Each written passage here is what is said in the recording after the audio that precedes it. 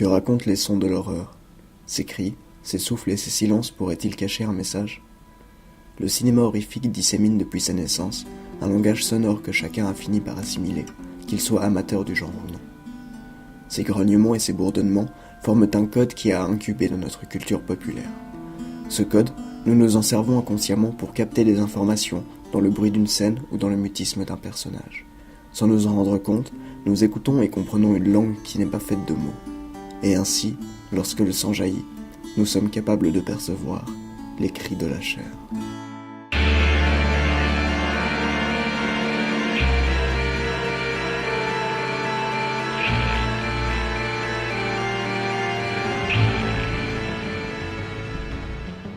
Grave de Julia Ducournau n'est pas tout à fait un film d'horreur. Pourtant, il parle cette langue. Il n'a pas de genre propre si ce n'est précisément qu'il est un film de genre, ou un film crossover comme le décrit parfois sa réalisatrice. Celle-ci utilise les codes d'un cinéma qu'elle affectionne pour raconter une histoire saisissante par son aspect ordinaire. Celle de Justine, étudiante de première année dans une école vétérinaire, qui va se découvrir un goût et une faim pour la viande humaine qui viennent bouleverser sa vie autant que ce nouvel environnement dans lequel elle est lâchée. Mais au début du film, elle est avant tout une jeune femme un peu perdue et remuée par ce nouveau milieu. Les brutales turbulences de son existence que représentent ces changements vont se cristalliser jusque sur son corps par une réaction allergique dont une scène dépeint les grattements pulsionnels. Et ici commence le langage du sang.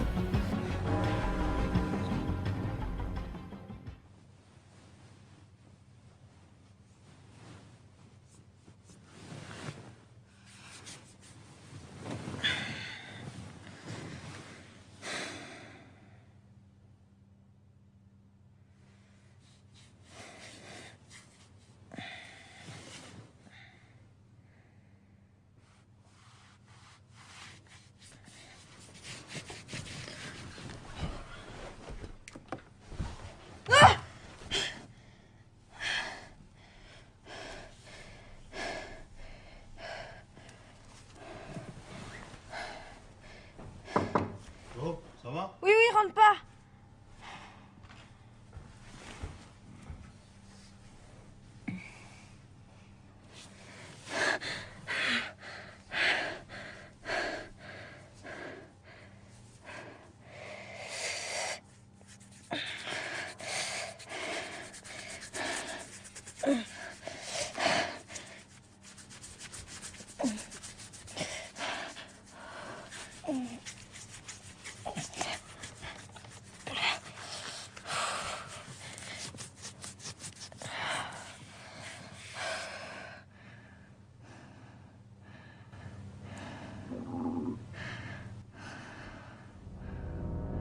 Vous l'avez entendu, ce petit gargouillement.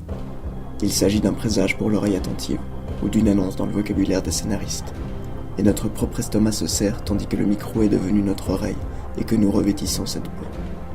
La caméra nous montre un corps, le son le fait devenir nôtre. Lors de ces premières projections, plusieurs spectateurs se sont évanouis durant le visionnage. Pourtant, rien à l'image n'est réellement choquant. La violence dépeinte est bien en deçà de celle de n'importe quel feuilleton policier. La quantité d'hémoglobine est loin d'égaler les 300 litres de faux sang de Braindead. Et si ces spectateurs ne s'étaient pas plutôt évanouis à l'écoute du film? Julia Ducournau dit en interview qu'avant toute chose, elle veut faire réagir le corps des spectateurs. Peut-être que ce sont ces sons qui provoquent une empathie si tangible pour le corps.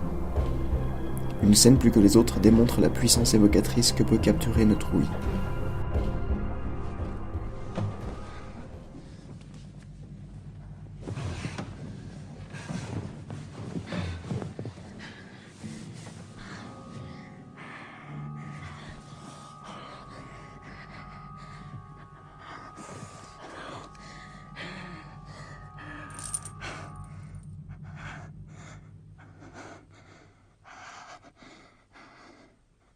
Alex?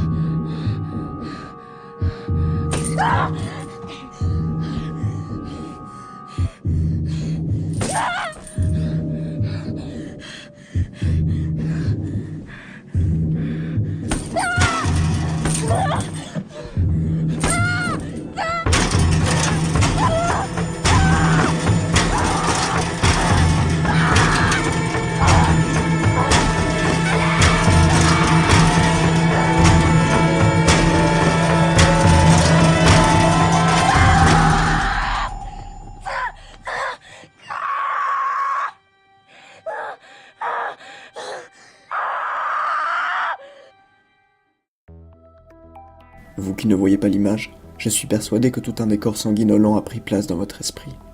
Pourtant, pour cette scène, la caméra est glissée sous les doux draps d'un lit, dans le coton bleu qui semble former un cocon autour de Justine.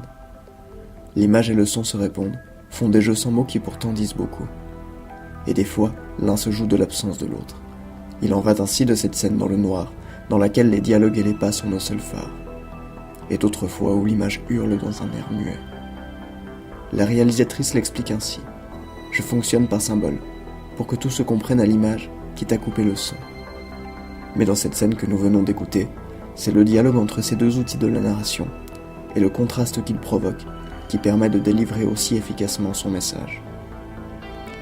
Et puis le corps lui-même est un symbole, celui de l'intériorité, de l'enveloppe entre soi et le monde. Dans Grave, l'héroïne devient le monstre quand elle perd le contrôle de son corps. Et comment mieux exprimer le rejet de soi-même que par les sons qui franchissent cette barrière.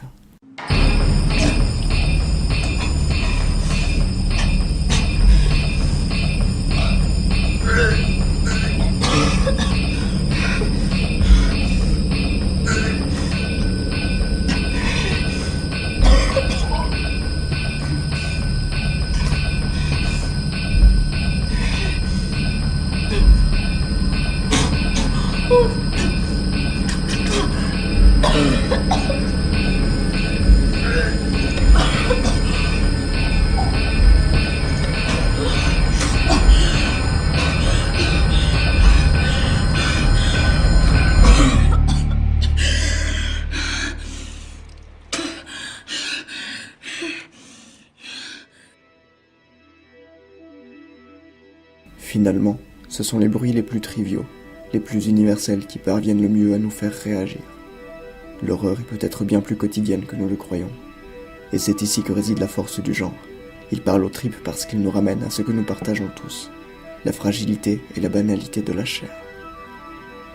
C'est un cinéma qui est par essence unificateur, et c'est cela qui fait dire à Julia Ducournau, le film d'horreur est joyeux. Alors, que racontent les sons de l'horreur ?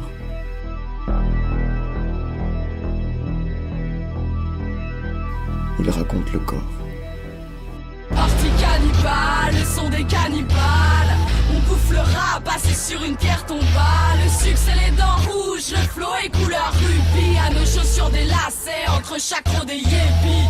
Arrête le touch, reste sur la touche. Je suis pas ta touch, je veux pas ta teub dans ma bouche. Je veux pas au tug, on te la bouffe, ouais. Je veux mon bol de blood, sinon le matin je boude. J'ai tué tous mes boucs, je n'ai plus de potes du coup. Les rappeurs sont dans mon assiette, en marbre massif. La nappe était toute blanche, mais le sang dessine des motifs. Je veux que le gouffre soit une piscine et que les larmes soient des joyaux. Ma tirelire s'appelle porcine, l'argent s'écoule de ces boyaux.